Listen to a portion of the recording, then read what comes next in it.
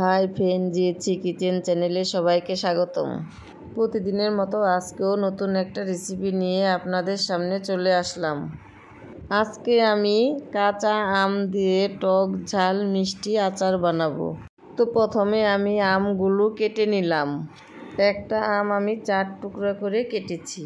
তো আচার বানানোর জন্য আমি প্রথমে মশলাটা ভেজে নেব। তো কড়াই গরম হয়ে গেছে, আমি মশলাগুলো দিয়ে দিলাম।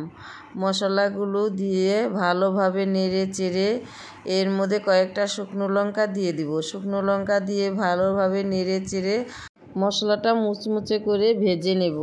তো মশলাগুলো ভাজা হয়ে গেছে, এদিকে আমি আমগুলো ধুয়ে নিচ্ছি। আমগুলো ধুয়ে আমি একটু হালকা করে সিদ্ধ করে নেব। সিদ্ধ হওয়ার জন্য আমি জল দিয়ে দিয়েছি কড়াইতে। জলের মধ্যে আমি আমগুলো দিয়ে দিলাম, দিয়ে একটু লবণ দিয়ে আমগুলো আমি ঢেকে দিলাম। তো দেখো বন্ধুরা, আমগুলো সেদ্ধ হয়ে গেছে। এটা আমি ঝরা দিয়ে রেখেছি। এখন আমি কড়াইতে তেল দিয়েছি, তেলটা গরম হয়েছে। এর মধ্যে আমি ফোড়নগুলো দিয়ে দিলাম, কয়েকটা এলাচ দারচিনিও দিয়ে দিলাম। তো মশলাটা লাল লাল হয়ে গেলে এর মধ্যে আমি প্রথমে চিনি দিয়ে দিব। তো এখানে আমি বড় বাটির 2 বাটি চিনি দিয়ে দিলাম। তো চিনি দিয়ে একটু নেড়ে চেড়ে যখন চিনিটা লাল লাল হয়ে যাবে তখন আমি এর মধ্যে জল দিয়ে দিব। তো জলটা আমি দিয়ে দিলাম। তো জলটা দিয়েছি, জলটা এদিকে ফুটতে থাক, এদিকে আমি মশলাগুলো গুঁড়ো করে নেব।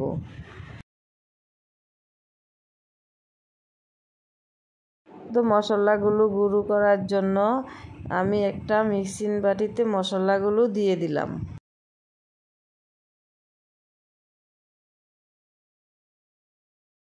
তো এদিকে জলটাও ফুটে গেছে, আমি আমগুলো দিয়ে দিলাম। আমগুলো দিয়ে একটু নাড়াচাড়া করে এর মধ্যে আমি একটু লবণ আর হলুদ দিয়ে দিলাম।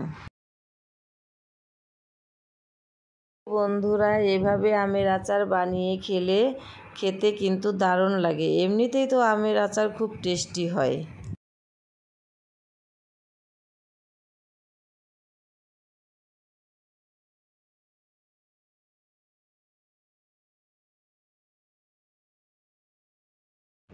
তো দেখো বন্ধুরা, আমার আচার প্রায় হয়ে এসেছে। এখন আমি এই গুঁড়ো করা মশলাটা দিয়ে দিচ্ছি। তো এখানে আমি একই পদ্ধতিতে 2 ধরনের আচার বানিয়েছি। তো মশলাটা দেওয়ার পরে আমি একটু নাড়াচাড়া করে মশলাটা মিলিয়ে দিলাম। তো আমি এটা বেশি শুকাবো না, এটা একটু ঝোলঝোলি রাখবো। আচারটা খেতে দারুণ লাগবে। তো তারপর আমি গরম মশলাটাও দিয়ে দিলাম, এলাচ কিছু গুঁড়ো করে রেখেছিলাম, গুঁড়ো এলাচটাও আমি এর মধ্যে দিয়ে দিলাম। তো দেখো বন্ধুরা, আমার আচার রেডি। দেখতে কত সুন্দর হয়েছে, খেতেও কিন্তু দারুণ লাগবে। তো আমার ভিডিওটা যদি ভালো লাগে লাইক কমেন্ট শেয়ার করে দিও। Tata, bye bye.